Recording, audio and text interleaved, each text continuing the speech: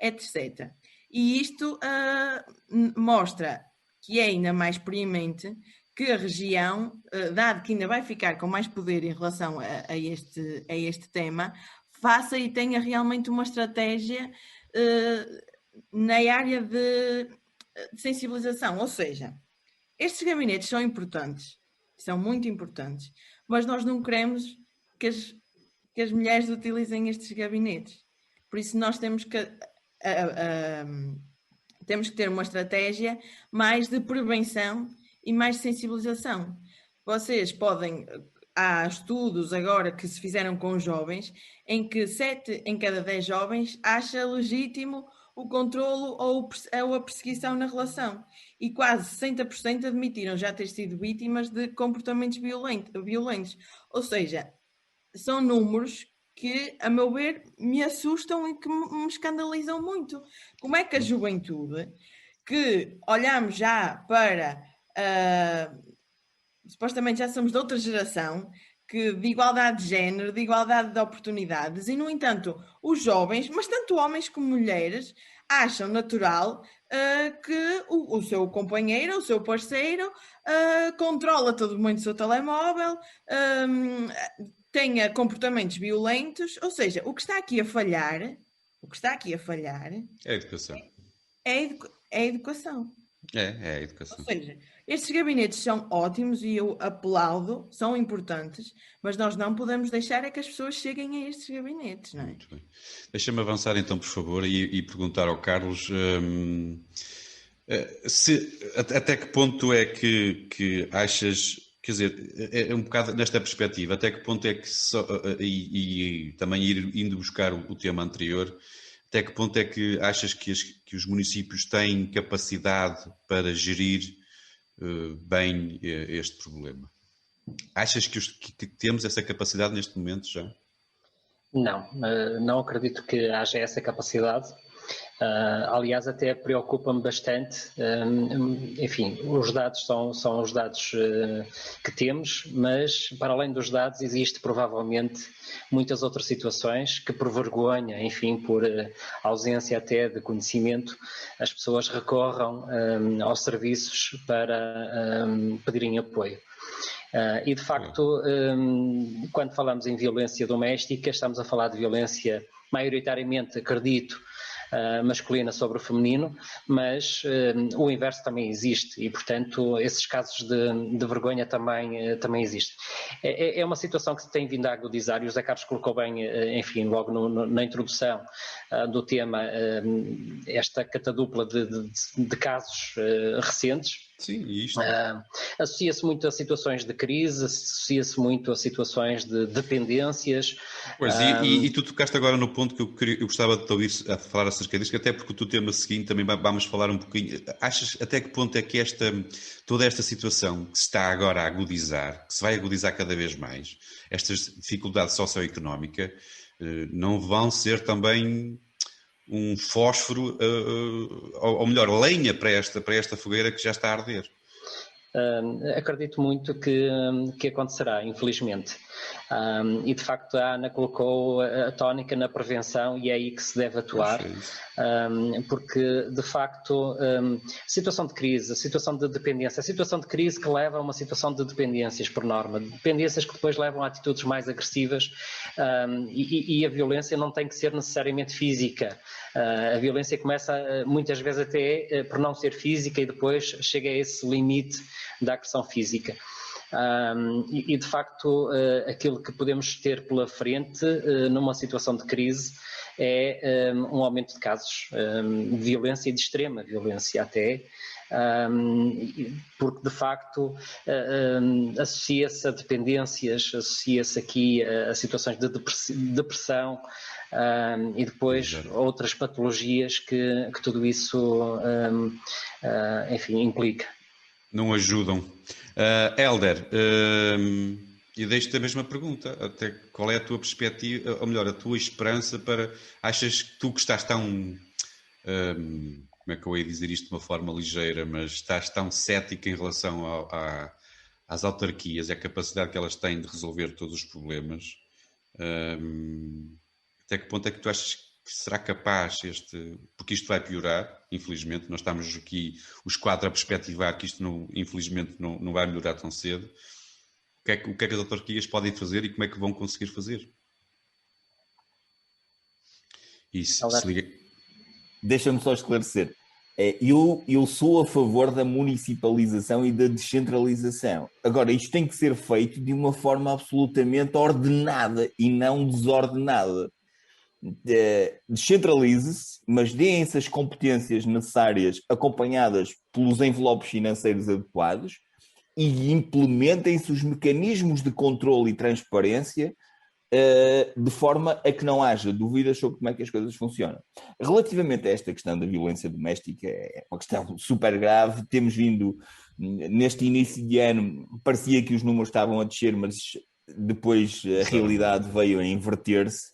E de facto, aquilo que é preocupante, todos os casos que acontecem nas gerações mais velhas, mas é ainda mais preocupante que isso aconteça nas gerações mais novas, que estão habituadas a uma convivência desde novos com géneros diferentes, portanto, estão muito habituados, têm níveis de formação mais elevados do que aquilo que era a experiência do passado, e a verdade é que se aceitam comportamentos logo a partir ainda de estágios iniciais de namoro, ou seja, em que não há sequer nenhum compromisso entre pessoas, em que as pessoas se estão a conhecer, estão a perceber se funcionam em conjunto, estão a perceber tudo, e isso ainda é muito mais preocupante. E eu acho que, por um lado, nós precisamos de gabinetes de apoio psicológicos, de acolhimento, judiciais. A verdade é que se isto acontece desta forma como acontece nas gerações mais novas, isto só lá vai pela educação e pela alteração dos hábitos comportamentais. E para isso, até aproveitando a dica do Carlos, quando falava dos currículos ideológicos em algumas disciplinas, penso que se estava a referir à disciplina de cidadania, que tem sido frequentemente usada pelos diferentes governos para alguns conteúdos ajustáveis. Eu acho que as escolas têm essa necessidade de facto de alterarem estes hábitos comportamentais a partir da formação e da educação, e tem que ser por aí, claramente. Este caminho não é fácil, é um caminho muito longo. Eu acho que eu sou mais... Nós temos que educar não os jovens, nós temos que educar os pais. Os pais é que lhes vão dar o exemplo aos jovens, e se os jovens acham normal é porque viram em casa que é normal este controle sobre o pai sobre a mãe, ou a mãe sobre o pai. Ana, José Carlos, tu para levantaste terminar, aqui por favor. uma questão, e deixa-me só, é rápido, deixar aqui um dado para todos, para que depois reflitam sobre isso. Tu falaste das consequências, não é? Agora, por causa do Covid, não é? Sim, as sim, consequências, se isto não iria agudizar. Vou só deixar-vos aqui um dado que, entretanto, fui buscar, que usei no Dia da Mulher, que a União Europeia está a preparar um relatório sobre a igualdade de género e as consequências socioeconómicas da crise da Covid-19.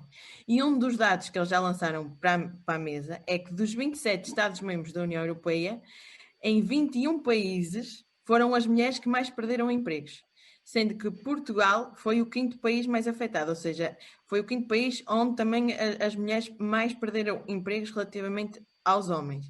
Porque fecharam, não é, empresas, por exemplo, do setor têxtil, alojamento e trabalhos domésticos, não é, limpeza de hotéis e tudo que tal, e tudo o resto inerente a isso, que normalmente são trabalhos mais direcionados para mulheres, e por isso isto aqui só mostra que isto ainda pode piorar, porque muitas vezes nós sabemos que a mulher acaba até por continuar nesta redoma em que é maltratada, porque muitas vezes não tem capacidade financeira para ficar sozinha, e isto pode tornar-se, os dados podem tornar-se ainda pior.